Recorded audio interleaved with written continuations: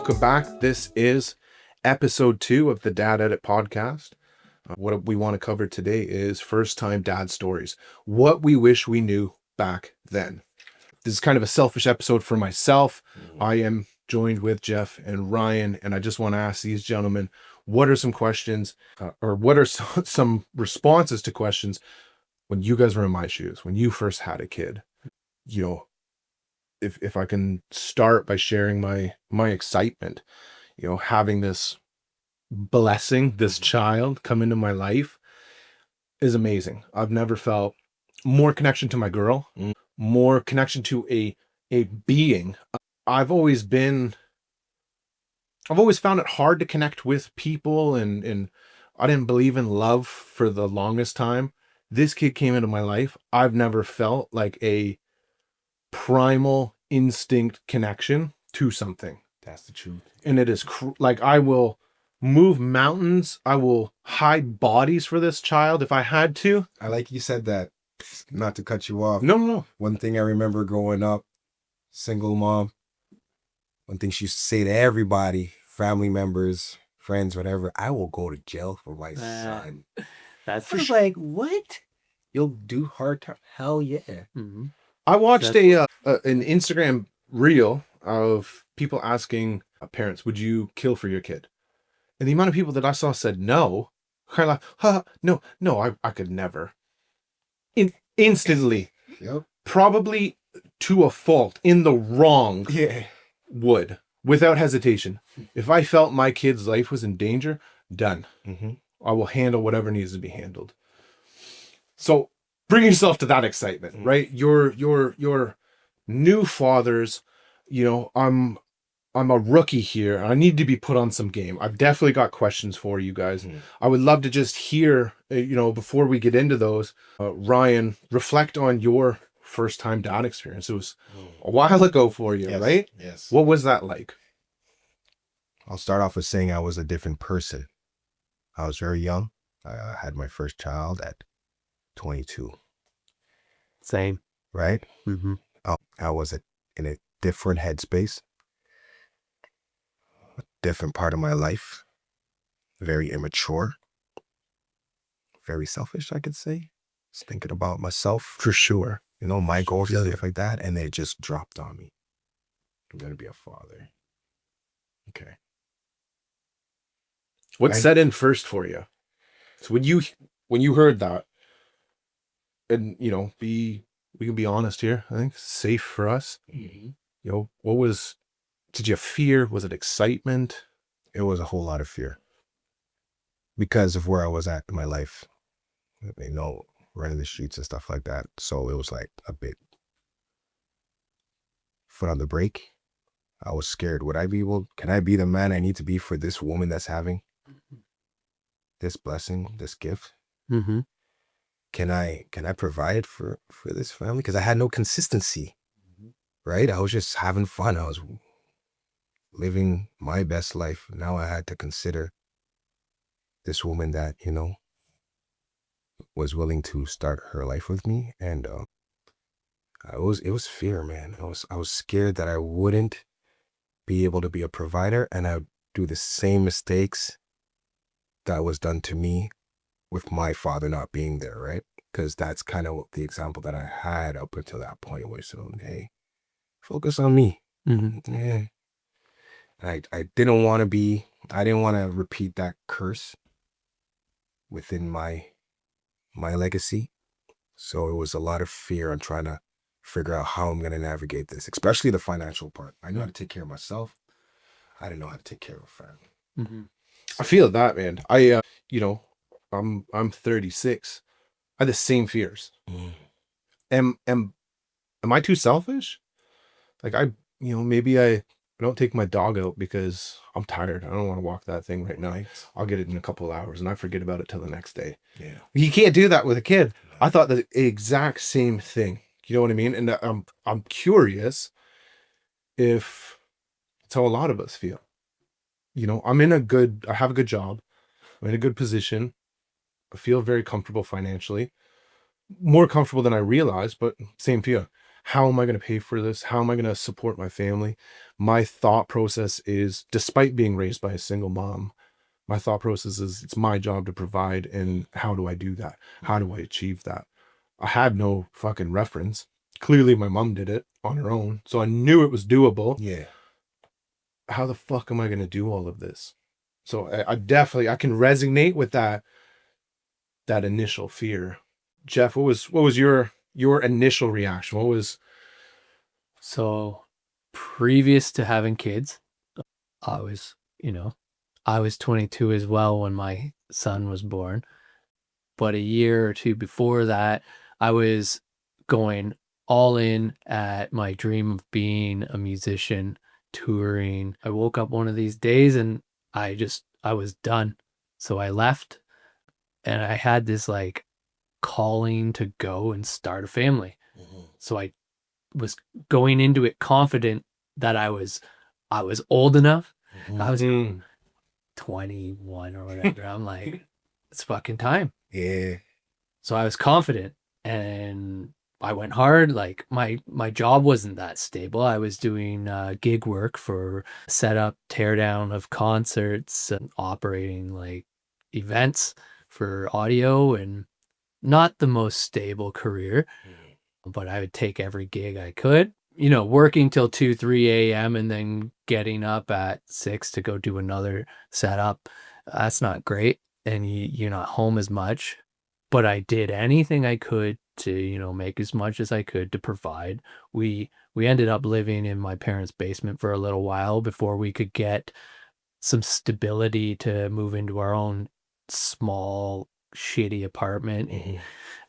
But we did it. And every year, was better than the last. And man, I've come a long way. But I was almost too confident at the beginning. Interesting. And then, I realized how hard it is. So you kind of went into it with an enthusiasm and hope and a feeling of preparedness. I had like a calling, like one day I had to stop and just go do this. That's wild. Yeah. It was weird. Yeah. It was like an instinct. So that's cool, man. I appreciate you guys sharing that. It's such a unique... I wouldn't have thought that you're at 21, you're going, fuck it, I need to drop everything and I need to have a family. That's crazy. I know, my mom had me when she was 18. So there was definitely points where I was 22, 24, 26. And I thought I should have a kid by now. Like I could have a kid. It would be reasonable. I was raised by, a young parent. Looking back, I've talked with my mom and I'm 36. She had a 16-year-old at that time. I couldn't imagine being lipped off by a teenager right now. I don't, I'm still in that mindset of I'm not prepared. I'm immature. I'm not ready. And I think about if I had a teenager, how would I handle that in my current mindset? And I know I would grow with that. But I think there's no fucking way I could right now. Like, I feel like I'm very lucky that my journey has been the way that it is. And I feel very prepared for going on that journey right now at my age. I feel like I was the biggest fuck up at 22. There ain't no way, but it forces you into maturity, right? It really does. So Ryan, I'll give it back to you. I want to know, was one of your biggest surprises about becoming a dad for the first time? Biggest surprise for me, to be honest, how ready my partner was to support what I needed. It's what she needed. She understood where I was in my life, and she was surprisingly ready to mold me somewhat. Because I always give it up to Anto. My mom did a great job. She taught me how to be a proper individual. Anto allowed me and showed me how to be a man, a provider, a husband, a father. So I was just surprised how much support this woman that was going to have this kid for me. And she knew that I had it in me, the trust that you're going to be a great father. You're going to be a great husband. I support you. Let's do this together. I really thought it would be like a dolo thing, that I'd have to have all the answers. I'd have to, and it wasn't like that. She was my support system. So that was surprising for me. Next, the lack of fucking sleep, bro. Mm. Oh my gosh. I'm just being real. Yeah. If you're going to have a family, realize that sleep will start lacking in your life. Yeah. And the stress levels of wanting to be a good father, wanting to be a good husband, added to me not getting that sleep because I was stressing, bro. It's tough, man. I know, knock on wood, our kid sleeps pretty good right now. But when we first brought him home, where we were expecting a natural birth, she wanted to just do labor as you do, go into the hospital, push the kid, have a baby, happy we go home within 24 hours. We went into labor. We were induced into labor. And then, my girl labored for 30 hours. Jeez. And I think the last 12 hours was trying to get the extra half a centimeter, and they couldn't. So the doctors came to her and they said, baby's healthy. He's doing okay. There's no stress. You're doing okay. You can keep laboring if you want, or we can do a C-section. And it's your choice. But at any time we can do that. And we both looked at each other, first of all, and thought, we could have done this 20 hours ago and decided on a C-section instead of just sitting here for 30 hours. So we were already, because she was induced, she couldn't eat for those 30 hours. So she was eating popsicles and freezies and apple juices. So she's pretty depleted. She does decide she's going to do the C-section. She's now nervous because we had prepared. We were both mentally prepared for a regular birth. She goes into a C-section. It happens immediate. She says, I want a C-section. They go in. They do their thing. The baby's out. Now we've got another 5 days in the hospital while she's recovering. I slept on the floor for 5 days in 15, 20-minute increments. I don't think she slept really at all. My girl's cut open. She can't get up to go get the baby if it cries. So I know she had a real struggle there. But that lack of sleep was wild. And I know for myself, I wanted to make sure I was there for my girl. She needed to get up, go to the bathroom. I was there to walk her. If the baby made a peep, I made sure that I was up so that I could grab him. Because, my girl was out of commission, not her fault. I wanted to make sure that I took care of everything. Any whim anyone had, I handled it. If I read my girl didn't like a situation, I handled it. And that stress thing, man, is wild. And I remember we get home. So we do the 5 days in the hospital. She's recovered. We get released. We go home. Maybe 3 days in, I'm putting the babe on my girl. I'm getting things ready. I'm putting laundry away. My girl's blood pressure spikes. She's got to go to the hospital. It's 10 p.m. and I got to stay home with the kid. We're on almost a week now of virtually no sleep. And I'm doing everything that I can, trying to be strong, trying to hold it together. I'm exhausted. So I call my mom up. I say, I need you to come here because Nick's going to the hospital. I don't know how long she's going to be. But I just need support. I need someone here in case I fall asleep because we have a newborn. She came there. As soon as my mom walked in, bro, I fell apart. Nick was at the hospital. So she didn't see none of it. I broke down completely. And I just needed that moment to release. And then I was good. I felt good after. My mom helped us get some sleep. But that sleep, if you're going through that, if you were lucky enough to have a support system, reach out. Takes a village sometimes. Say, I need fucking help, because you may not realize what we needed was sleep. We needed to feel like the baby was safe so we can go and sleep and take care of ourselves. We were in this mode of survival for the baby and for mama who was having a tough time, where neither of us were getting any sleep. And that builds so wildly. It was only that first week. I will say we got through that first week. I was off for another 2 weeks. Felt like vacation with the baby. It was the greatest time of my fucking life. That first week, I'm no fucking war hero. I was in the military for a very brief period of time. That week was tougher than any sleep depth week in the field that I ever did. It was the craziest shit I've ever experienced. Yeah. Wild. It's crazy to me how those first moments, and all driven through my desire and want to make this kid's first week, take away any stress that it had or any problems or whatever I was going through, I don't know, but That fatherly instinct, right? right. Mm.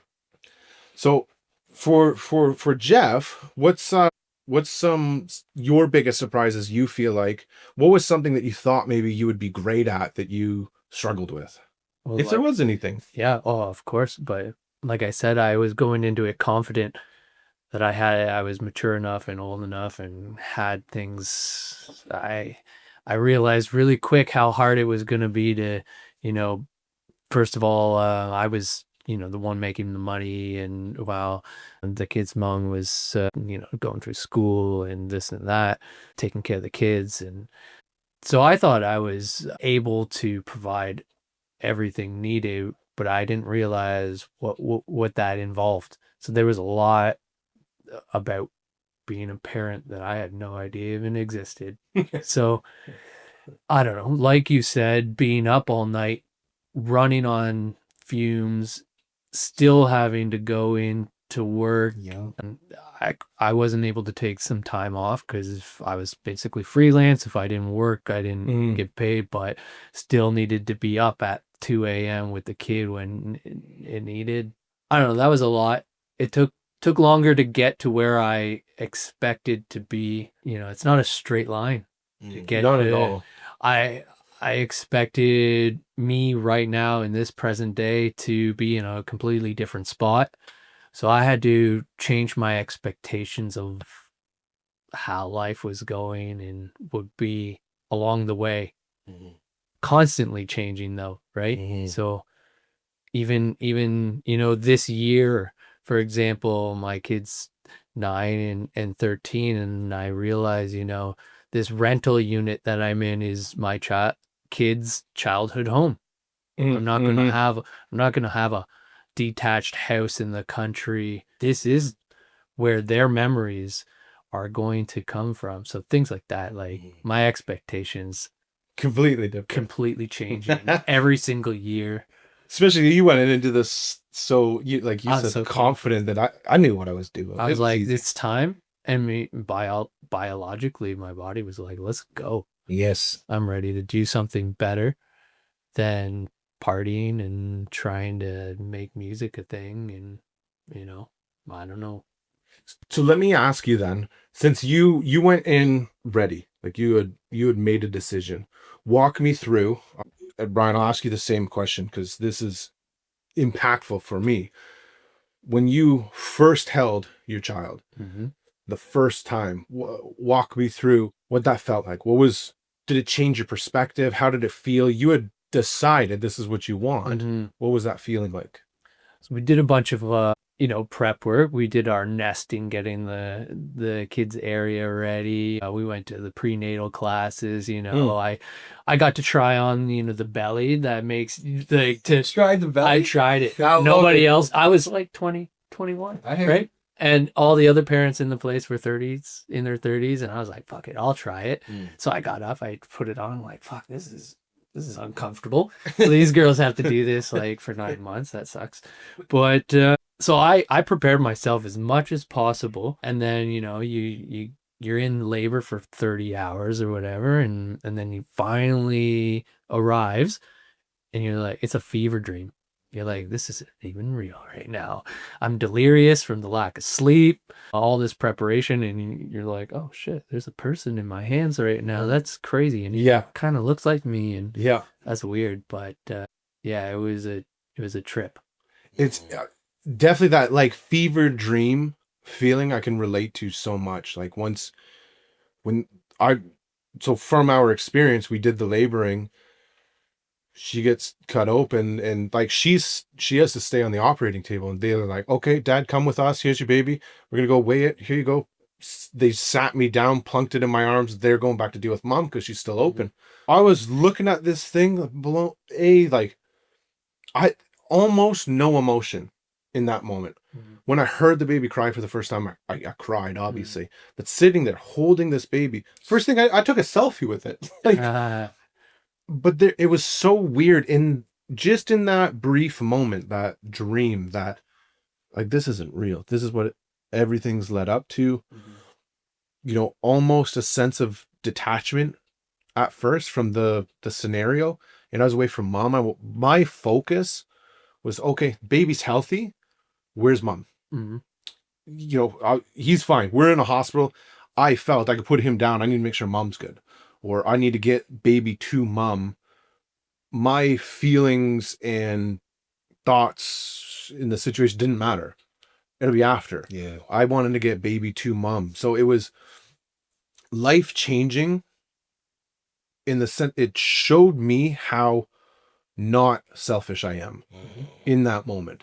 Because I could have reveled in the fact that my child's here and enjoyed this bond and this love and quieting him down and comforting him in that moment. My thought was nothing about me. I don't matter in this moment because my girl's out in that operation room. She needs this baby immediately so she can feel the bond. The last 9 months of hell that she went through, I felt wrong that I was holding it before her. You know what I mean? I wanted her to have a natural birth and that baby comes right up onto her. So I felt I was taking away a moment from her. And that's when I realized that I'm not as selfish as I thought I was coming into this, that it's not just about me and that I made no sacrifices. Don't get me wrong. There was I'm not saying that I needed to sacrifice my moment, but I had no problem putting whatever I felt aside so that I can go and make sure that she was with her baby. That's rolling with what comes, you go in expecting everything to go a certain way and it doesn't. So you gotta, you pivot, right? Absolutely. Can I ask you a question though? Yeah. Have you ever held a baby before then? Because before holding my first child, I never held a baby. You know what? I went over this with Nikki. What was unique? I've held babies before, but I was afraid to break them. I thought when they were that young, delicate, fresh, like I don't want to hurt this kid. If I knock it or move it or its head bounces, it's going to break.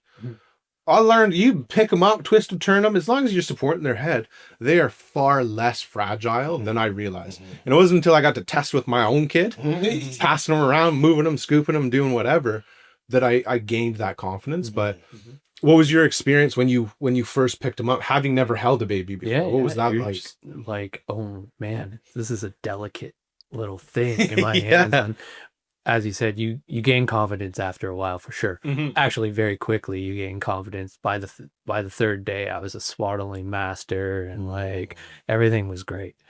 But that first moment, you're like, holy shit, this is a delicate little fresh. You have to take care of it. Like face. you are that thing's protector. Exactly. Yeah. Full stop. Right? They're disease, physical harm, everything. This thing is so vulnerable in this state. And what I learned before I move on to Ryan here, something that really was an eye-opener for me and a lesson learned was in that moment, mom is just as vulnerable as that baby. That first week, they both need the same amount of care. Yeah. And, for single moms, I know dad wasn't in the picture at the beginning from the start. So unless you have a family structure, like I hope these moms have a fucking family structure support, like, because I don't know how they do it. Yeah. Without someone helping you out. Yeah. Crazy to me. Crazy how vulnerable both those little beings are and how precious they are. And, no one needs protection. Moms are strong people, but fuck, does it make it easier? 100%. Like 100%. If you're listening, help your girl out. Number one key. But Ryan, walk me through your first kid, first time holding that child. What'd you go through? Like 19 years ago. But I remember it like it's yesterday. So for me, it was a little different. So in 2004, I was expecting. I was with this girl for 2 years, kicking it. It was nothing too serious. She got pregnant. I think I was, I'm going to say like 20. Yeah. We lost that child, stillborn.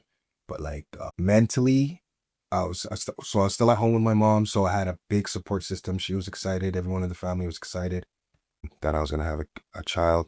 So mentally, I was excited too, because I had such a big support system for my family. And then the day came, and she was stillborn.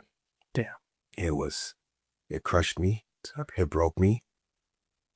040404. Rest in peace, Shakaya. One day I'll see you again for sure. So I was, when my present wife let me know she was gonna have a kid, I was scared. Sorry. Mm-hmm. I was scared, man. I was fearful of health. Mm. I didn't know if it was something wrong with me. Mm.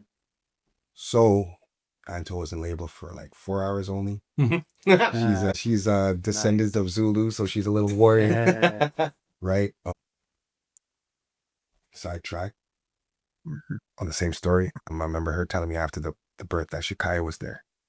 Wow. She was like, there was a point where she was tired, she was trying to push, and there was just like a bright light.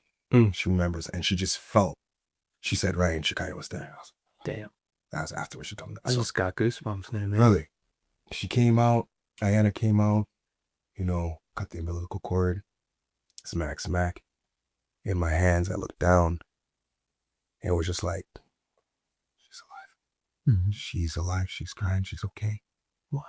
So for the initial, bro, I was so scared that I was going to go through something again with what happened to my, a few years ago. So I was very fearful and happy at the same time. The emotions were mixed. Like, she's crying. I know she's alive, but is she going to be okay tomorrow? A week from now? Man. Right? So I was just like overwhelmed. It was overwhelming. Yeah. I was very happy, but very overwhelmed, depleted. Yeah, man. Damn. That's a wild story. That's strong. It's impactful, man. It's and it gave me that little oomph. Mm-hmm. Of like, this is precious. This is precious. God's blessed you with this a healthy child. Yeah, let's go. And then my wife just telling me that story afterwards and just being that support system, which it's great. It helped with the fearful part. Man. Yeah. And that's I always felt, and I didn't, I haven't had an experience like that. I appreciate you sharing that. Yeah. But having not even had an experience like that, my biggest fear was, problems with mom or problems with the baby. Mm-hmm. And it's natural. I get it, but that's like my heart until I held that baby and seen it open its eyes. It was breathing. I mean, I still have, day-to-day fears. What's that cough? What's that sneeze? Why is he blowing bubbles too much? Mm-hmm. You're Googling shit. Don't Google shit. Don't Google. But it's crazy how precious that little thing is. Mm-hmm. And that experience. Not even having your experience, understand that fear for sure of like, Lord, please just let mama be okay and let this baby come out okay. Yeah. Let him have 10 toes and 10 fingers and just be healthy. Wild. But it's such a life-changing moment though. Yeah. So let's switch topics here slightly. What's one thing that you feel like you absolutely nailed as a father? Ryan, I want to start off with you. Something that you're confident, you're happy about. You feel like I've done this and I've done a good fucking job. Support system for my wife. What I'm noticing now, like I've been in the game in this fatherhood for a while. I'm looking 20 plus years.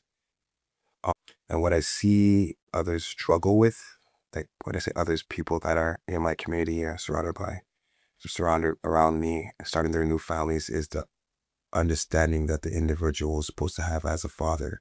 Support that woman as much as you can. Lose your sleep. Change those diapers. I nailed that shit. Mm-hmm. I fucking crushed it, bro. Like those first few months. So with my situation, Ayana was born. I was in the beginning of my career as a welder. Financially, I was working, but I wasn't making good money. So it's like, okay, I need to get out west because that's where I heard for blue collar workers, that's where the money was at, right? So I was present for the first 3 months, and then I got the opportunity. I went out there, and I wasn't around for 3 months, and then they joined me out there.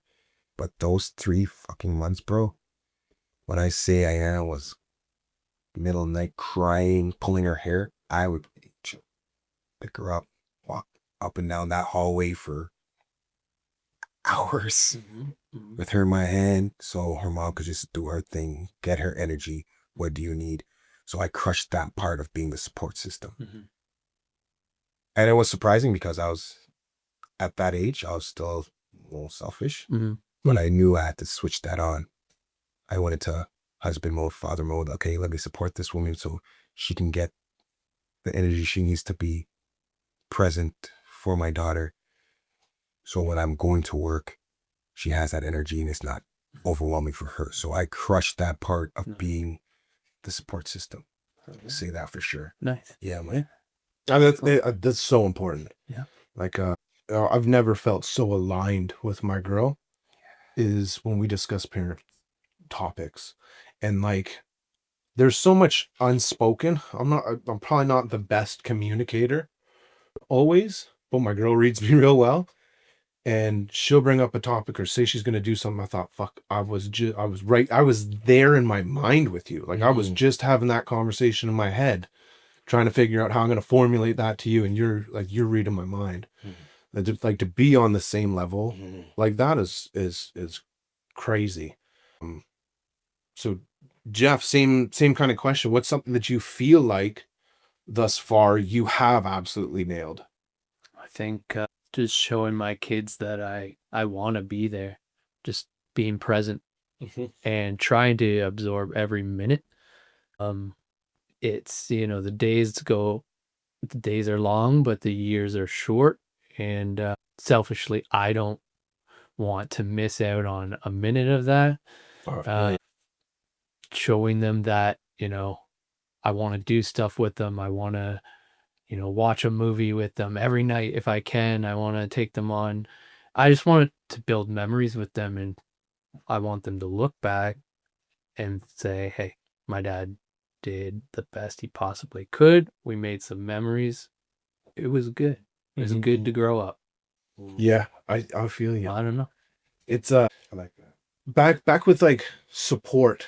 If I'm thinking about what I feel like I've nailed, time is definitely one that I gotta make sure that I'm dialed in on. But I think what I'm most proud of is, and I don't have a specific scenario, but there might be something that I do with the kid or I say something to my girl, and listening to her tell other people that information.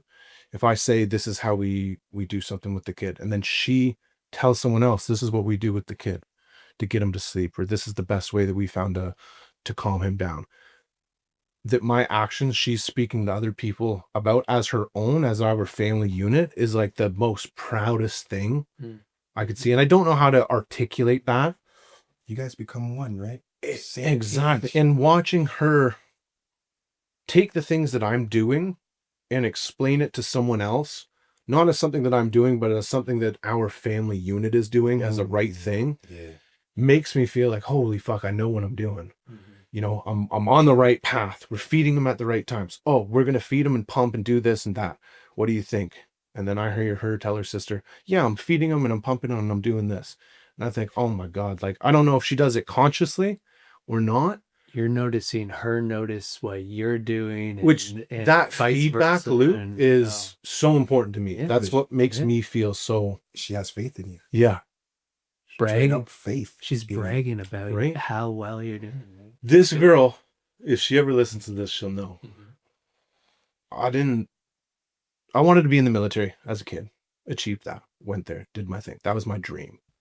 My next dream, the reason why I left the military, is I wanted a family. I wanted to be a father. I wanted to be a dad. This girl has given me my dream. Right? If you wanted to be a surgeon and you got to do that, that's your dream. You did it through school and your hard work. This girl has given me my dream, and she'll never know that unless she listens. Yeah. But she doesn't understand how important that is for me to be on this journey and to be exploring what it is to be a dad is all I want. Yeah. Profession, money, podcast, friendships, family, nothing else matters other than being a good father and a good husband to me. And she's giving me that opportunity. And this is why the world still rotates, because the guy's like, you know, That's what I'm saying. I'm telling you, bro, look where his values are. Look where your values are. Mhm. Said money, all that. No. Family. That's strong. And it's been so much more eye-opening once his boy arrived. I was ready when she was pregnant and she was going through it. I thought, boy, it's time to start stepping up. We got to become men now. When he came, though, that's the first time. I grew up poor. Money is my central driver. When he arrived, money what? Come on now. Fuck it. I'll work later. That's fine. We can figure it out. But my time here at home, invested with him, invested with mama, is of the utmost importance. It doesn't matter if I make 50,000, 300,000. Money will come and go. Fuck it. I'm so excited to just be a dad. Yeah, man. I'm amped about that. Yeah, man. Going, maybe let's stick on that. I want to say, for Jeff, you're a co-parent. What do you think was the biggest impact on your relationship with your partner becoming a father? Well, like you said, the teamwork thing, both of you have mentioned you are a team, and it's important to keep that mind frame. Sometimes when you lose that, things don't work out, and then you end up co-parenting, life gets messy for a bit, and then you realize you figured out, wounds heal, and then you're working together again, separately but together, towards the common goal that the kids have the best life that they can possibly have. So yeah, that teamwork that you guys have mentioned, that's important. That's important. Because you can't do it by yourself. Well, you can, but it's a struggle, right?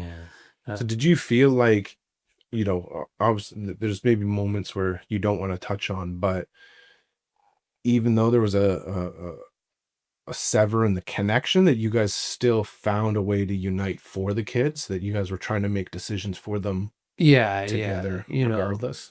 We've had, working with the schools through, IEPs and this kind of thing.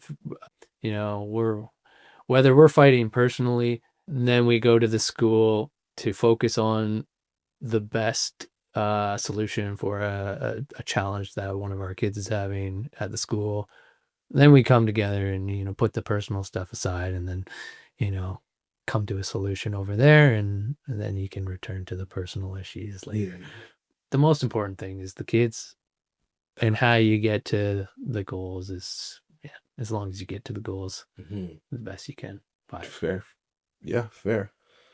Ryan, what would you say, like, what advice could I ask from you about staying connected in those early days? Maintaining that we're both here for each other when the kid's taken up all the time. I've noticed for myself, there's definitely moments where I go, fuck, I haven't really spoken to my girl directly in about 6 hours. We haven't shared an actual conversation beyond, I'll get the diapers, you do that, you do this. How do you remain connected, especially in those early days, do you feel? Making that time, carving that out, making that time to, we can say, talk business. Communicating the expectation for these kids. And it's simple, bro. For me, I'm not trying to make it sound like it's easy, but it was just putting myself aside and communicating with my wife. What's going on? What's the game plan? I'm gonna follow your lead. When I add a suggestion, you should follow my lead. And it was just about open communication when it came to our blessings. 100%. I don't have an elaborate answer for that right there. It's just simple, Perfect, real. Hey, allow her to speak and allow myself to listen. Respect each other. That's it, brother. If you keep that mutual respect, we'll be good. We both have that the same common goal in place without saying it. We want these kids to be great. We want them to be able to chase their dreams. So what do we have to do to lay that foundation? Let's just communicate on that. Yeah, that's staying united on that front. Super important. I think, what I want to really achieve is making sure that, we're keeping this kid alive, especially in the early months. that we're chiseling out time for check-ins. Hmm. You know, kid aside, how are you doing mentally? Come on now. How are you feeling? You know, making sure that if she needs me to sit on the couch with him so that she can go and just take an extra 45 minutes in the shower, that she's got that. And I think very transparent communication Mhm. is super important. You know, we're in a moment where there is no, I'm being selfish. You need time, just tell me. I need to go do X. I'm going to the gym. She's going to go hang out with the girls, go get her nails done, go whatever. But just being open, remaining, like, I guess, consistent in your communication. Yeah, man. Being transparent about needing a break.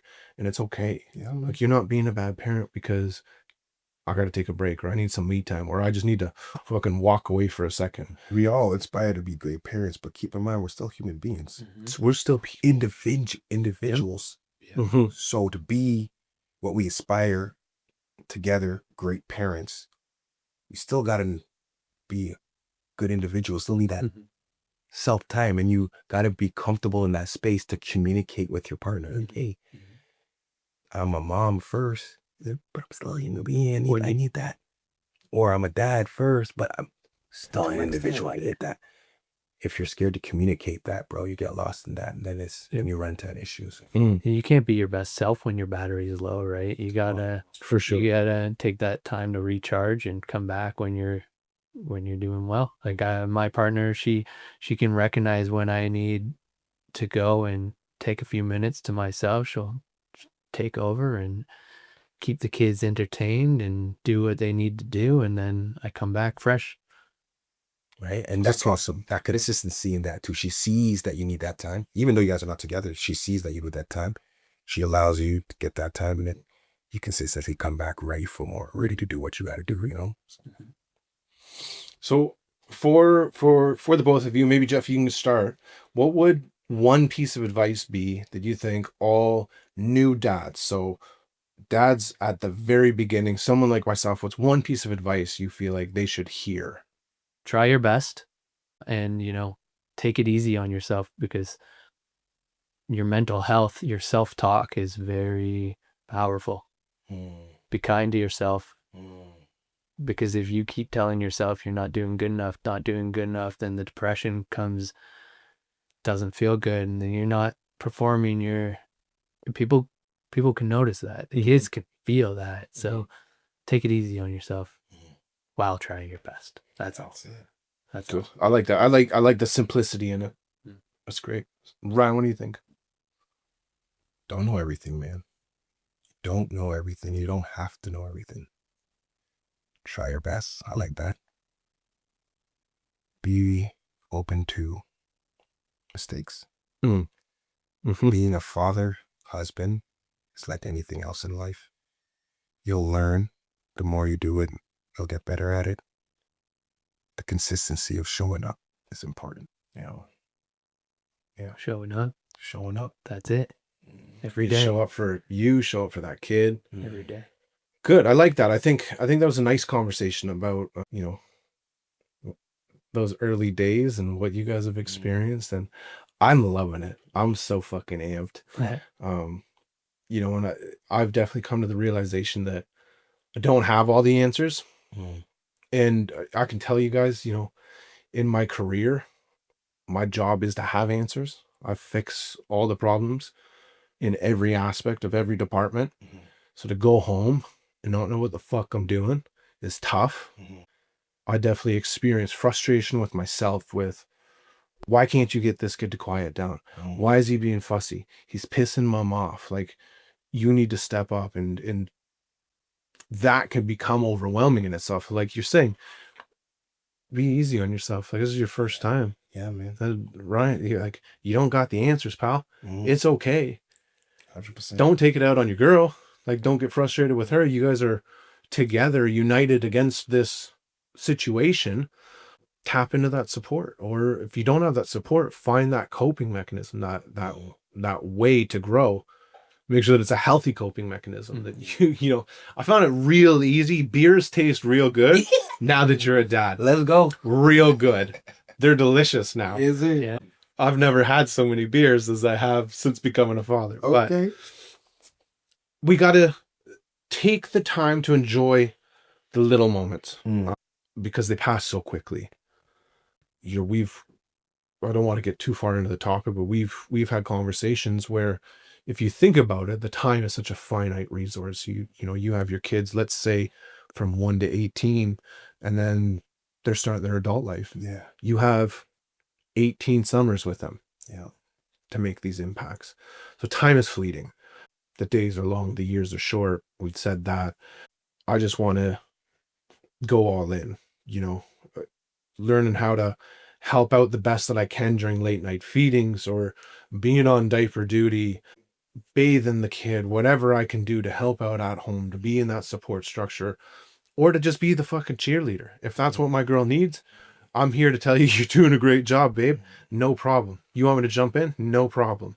We do, it's just kind of unspoken. We've naturally fall into these roles. I think we both read each other really well, but she ain't in the mood to handle this, right? I got it. And she knows the same about me. She can read on my face, hey, why don't I take him from you? Yeah, appreciate it. And I can just walk away. And there's no lost love there, which is so appreciative. The one thing I will say, one of my biggest reality checks was fucking swaddling. I was terrible at it. Those first weeks, I watched the nurses come in, wrap that baby up, and like you could just pick it up by its swaddle, and it was just bundled. I picked it up, it was like the wettest fucking taco shell you've ever. That kid's arm and legs popping out, his head's bobbing everywhere. I was the worst swaddler. I also think that our kid didn't like being swaddled, but maybe that's how I rationalize being a bad swaddler. Yeah, I like that. I do want to ask if there is anyone listening. I really encourage you guys to share your first time dad advice, stories. What's one thing that you wish you knew about before becoming a dad? Please share it with us. Instagram, Threads, X. Use hashtag the dad edit. I do want to tease a future episode. I believe episode 3 will be work-life balance for dads, where we tackle what it is to go to work your ass off, come home and still be completely present when you're at home. Andrew, I want to say this before we go. Yep. To all those new fathers. You're already winning if you showed up, bro. If you want to be there, you're already winning. You're already doing something that a next individual is not willing to do. So if you want to be there, pat yourself on the back. Absolutely. And you might not have all the answers right now. It's going to get easier. It's just like anything else. Consistency. You get better. Hell yeah. So just by you cutting that umbilical cord, holding your son or daughter, you're already winning, man. And be proud of yourself. Yeah, I agree. I don't think there's anything else for me to add. I think fatherhood can be messy, exhausting, and incredible all at once. Appreciate you guys.